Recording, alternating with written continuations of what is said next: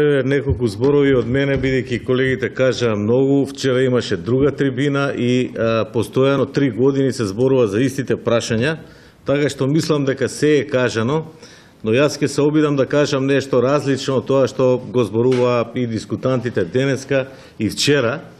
Сепак на почетокот ќе искористам една реченица од вчера, која кажа господин Сотир Костов, и рече дека е загрозена демократијата во Република Македонија.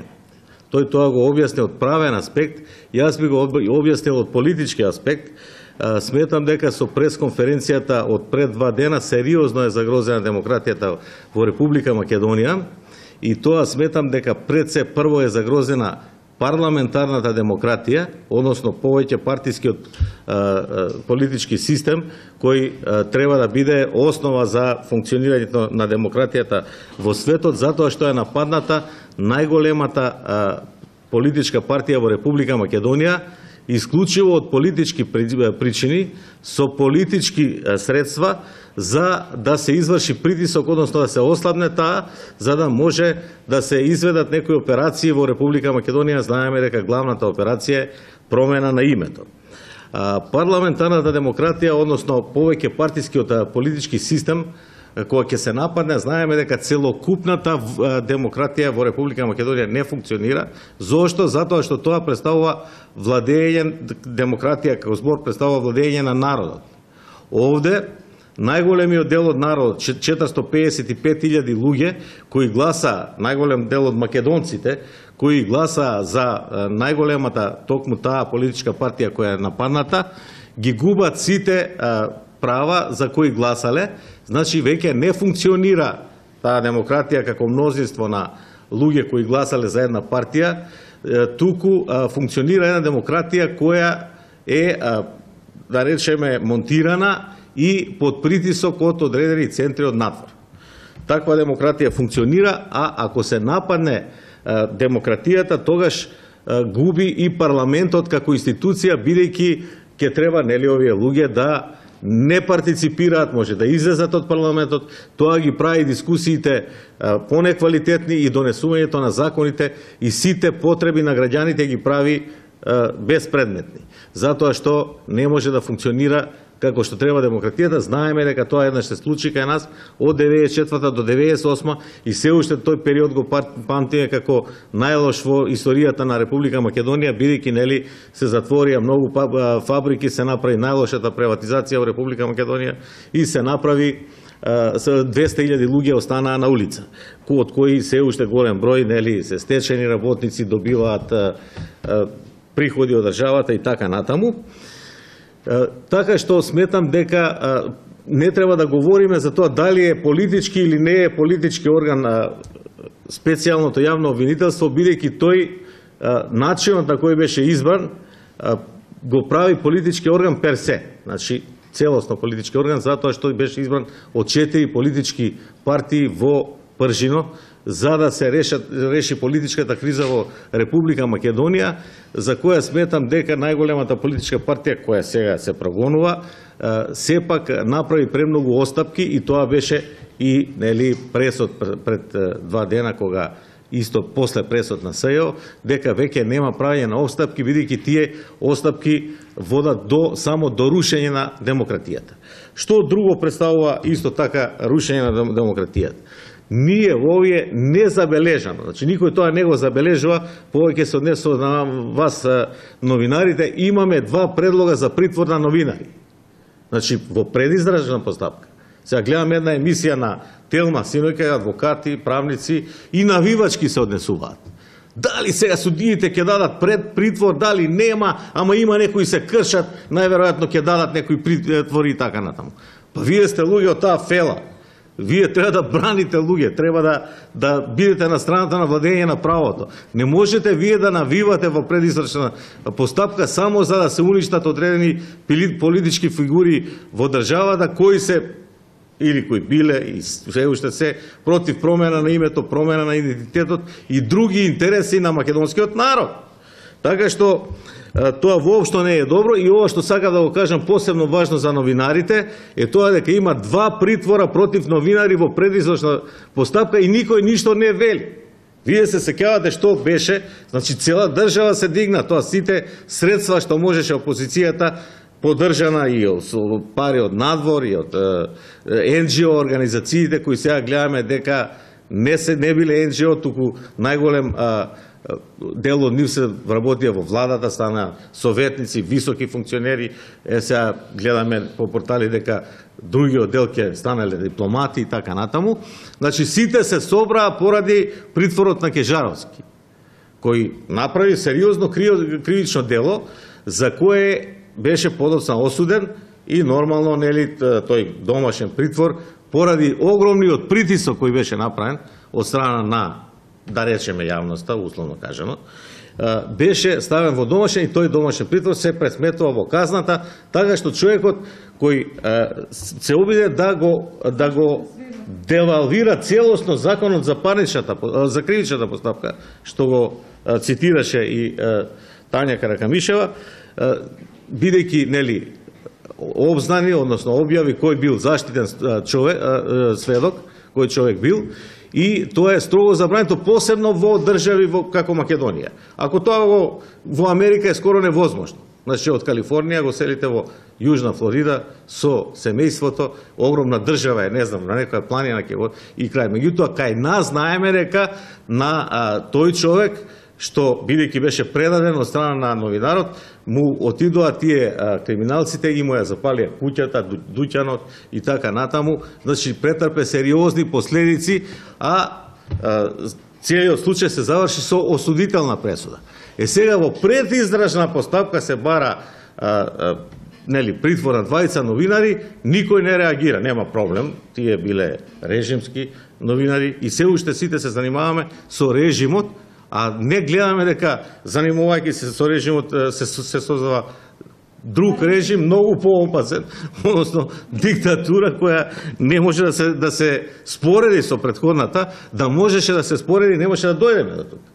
Не може да се формира специјално јавно видео, не може и сега после 27 април што се случува? Повторно кооперативно со листата таа партија која е нападната. Ајде ќе ги избереме сите комисии, бидејќи не може да работи ни владата. Ако не е изберена комисија за, да речеме, имунитетско правни и изборни и мандатни прашања, тогаш не може да работи и другите комисии, што се сите комисии на собранието, бидејќи сите закони и други акти кои ги предлага владата не може да се процесуираат, не може да се гласаат, не може сите по скратена постапка, тогаш ајде да бидеме конструктивни и да соработуваме и ги избраа сите. Значи, со овој предлог за притвор се слободно може да се каже дека се атакува на слобода на говорот. И сите медиуми се загрозени. Денеска се овие двајца, утре може да биде некој од вас, утре може да биде некој трет и автоматски, нормално е тоа е во човековата природа да почнат медиумите да се плашат. Може би до сега имал некакви закани, меѓутоа заканите не мора да бидат само ова предлог за притвор. Заканите може да бидат, како што кажа професорот, и телефонски, и вербални, да ве сретне некој да ви се закани и така натаму, така што тоа не е демократија. Знаете дека сето ова е продукт на една хибридна војна, која се изучува во светот, посебно во Соединените Американски држави, последните 70 години, меѓутоа не сме биле сигурни колку тоа земало замав. И сега гледаме дека во таа хибридна војна која се спроведе кај нас, за која во почетокот сметам дека не беа свесни владеачките структури, дека во таа хибридна војна некои работи воопшто не се ни решавани. Главната цел било само да се тргне ова партија која е на власт, бидејќи ги застапува националните интереси, а на нас ни треба слепо послушна влада, марионетска влада, која ќе ги исполнува целите кои ние сме ги зацртале во нашите политики, геополитики и така натаму. И да се етаблира таква влада која ќе одговара. И затоа сега гледаме една работа што апсолутно не ми беше јасна на мене. Јас сметам дека паралелно со овој процес во Пржино се тие луѓе, бидејќи ние медиатор беше Европска Унија, а учествуваше и САД како држава и нели амбасадор Дели така натаму, кој ти доаѓаше па дури во неколку наврати и Викторија Нуланд, која имаше тогаш уште повисока позиција од кој ти.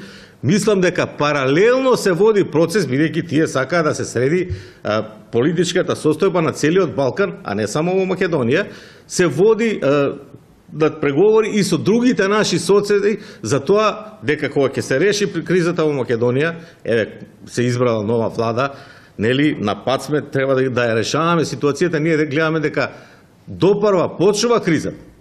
Зашто вие, ако случајно судот одлучи нешто што не е во согласно со законот, тогаш вие имате 455 луѓе кои, па тоа не се предмети, тоа се луѓе. Имате 200.000 членови на партијата. Сите тие луѓе, значи на некој начин ќе изразат револт, дали организиран, дали поединачен и така натаму, значи ќе станат непослушни граѓани на ова општество, иако се мнозинство. Така што не може така да се прави, а тоа го видовме дека е така со одењето на наши политичари во Бугарија и во Грција. Гледавме како помина министерот за надворешни работи во Грција, јасно кажа грците, ние 2 недели не можеме да сватиме дека БРМ е спин, дека тоа се спинува као ај ќе пробаме со БРМ, бидејќи веќе е пробано и одбиено. Ја тоа го кажав отворено во тие 2 недели, меѓутоа сметав дека нешто се разговарало и можеби ќе прифати Грција, бидејќи не влегуваме под името Република Македонија, туку под БРМ испаѓа дека ништо за тоа не е разговарано и грците рекоа децидно дека нема да прифатат БРМ. Така што исто, уште полоша ситуација се створи во Република Бугарија. Сега некои викаат подобро било затоа што сепак се разговара, меѓутоа се доби впечаток дека никој со никого не разговарал и дека ова ситуација допарва треба да се решава, а знаеме дека тоа не се решава преку ноќ. Значи тоа прашање ако не се решило за толку години, од 93-та па нааму, нема да се реши до пролет како што се замислува, а се замислува да се реши со промена на името, исто како што беше референдумот 2004-та, што по мене и тоа е тешко изводливо, затоа што па другата страна може да абстинира, можеби и за тоа се овие притисоци со промена на идентитетот и евентуална федерализација за која исто зборуваше професорот. И затоа не би одолговлекувал многу, ги кажав поентите и сега би кажал неколку збора само дека СЕО како еден орган кој служи во политички цели ги спроведува овие работи и секогаш кога и затоа треба да му се застане на крај. Денеска е први, веќе не може да поднесе обвинение, 4 години повторно зависи двотретинско мнозинство дали ќе му биде предложено на 5, бидејќи сите викаат 5, меѓутоа во законот е така. После година и пол од предавање се поднесуваат критични пријави, а мандатот трае 4 плюс 1. Значи претпоставам дека нема да се гласа, затоа што сум сигурен дека и другата страна знае, апсолутно тоа не може да не знае, не може толку да ја поцениме интелигенцијата на другата страна, дека се работи за пристрасен политички орган кој врши политички прогон.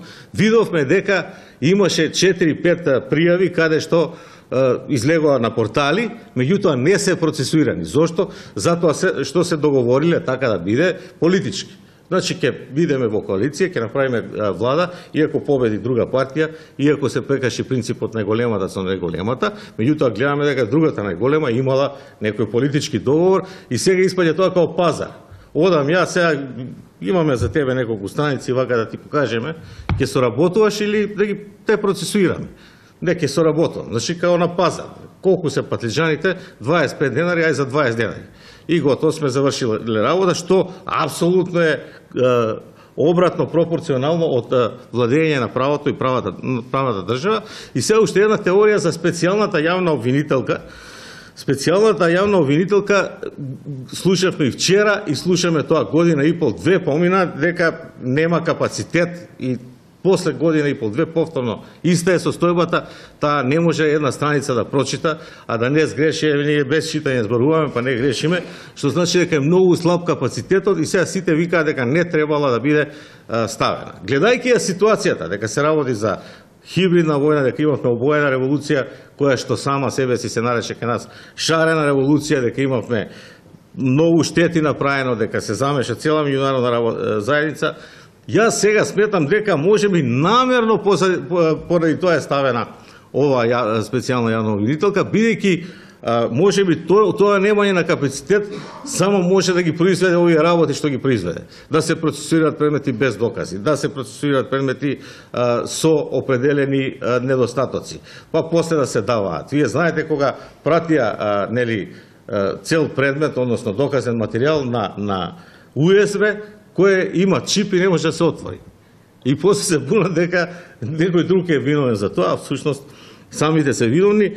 Мислам дека не постои некој републички јавен обвинител од редовите на републичкото јавно обвинителство или од редовите на обвинителство за гонење на организиран криминал.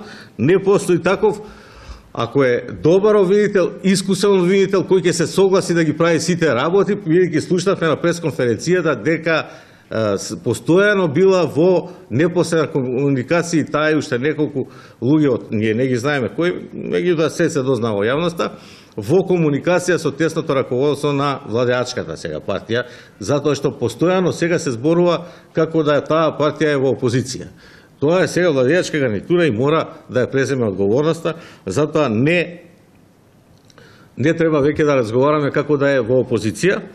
Значи, можеби намерно е земена таа особа која слепо ќе биде послушна и ќе ги исполнува сите задачи кои ќе бидат диктирани од раководството на владеачката сега гарнитура, а под притисок на одредени странски центри, бидејќи знаеме дека има индиции за тоа дека таков притисок постои, односно дека дел од структурите владеачки ги контролира.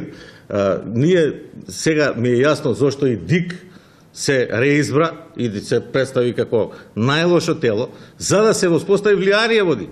Се поведува 3 наводно неутрални члена, од кои едниот имаме фотографии, дека постојано седи со членови на нели сега владеачката партија, и нели му се спиеше многу и така натаму, за да се воспостави целосно влијание, и се воспостави тоа. Сега ни е јасно зашто 2 пати се одложува изборите. Затоа што се знае резултатите дека оваа партија која сега се прогонува води 100.000 и се бараше начин како да се обезбедат тие 100.000, затоа се одлагаат изборите и на крај се најде начин со 60-70.000 албански гласови и со 30-40 турски и ромски во Источна Македонија, да не испадне дека таа партија не е популарна во целата држава.